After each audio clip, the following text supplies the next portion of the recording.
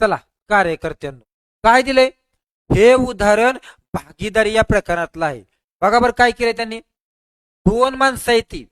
त्यांनी एका पोराने 2400 रुपये टाकलं आणि एका पोराने 3000 रुपये टाकलं आणि एक व्यवसाय चालू केला. आणि मग या व्यवसायामध्ये एका वर्षानंतर त्यांना जो नफा होणार आहे त्याचं गुणोत्तर काढायचंय. एक सांगू, नफा काढण्याचं आपल्याकडे एक सूत्र आहे. नफा बरोबर भांडवल गुणुले मुदत.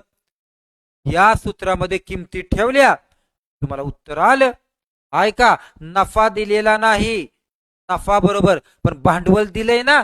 बघा बर, पहिल्याचं भांडवल आहे 2400 आणि दुसऱ्याचं भांडवल किती आहे 3000. ह्या तर गुणोत्तर काढायचंय म्हणून. आणि तुम्ही सांगा त्यांची मुदत किती आहे. दिसतंय की दोघांची मुदत 1 वर्ष आहे. 1/1 आलं दोघांची. आणि लावा भाग, आलं तुम्हाला नफ्याचं गुणोत्तर.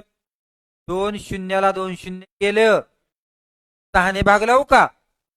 6 चोक 24 आणि 6 पंचे 30.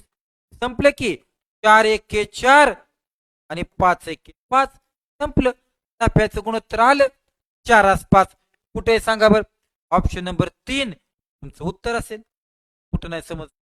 असंच पुढचं एक उदाहरण आहे ते तुम्ही सोडवायचं आणि कमेंट मध्ये मला याचं उत्तर पाठवायचं.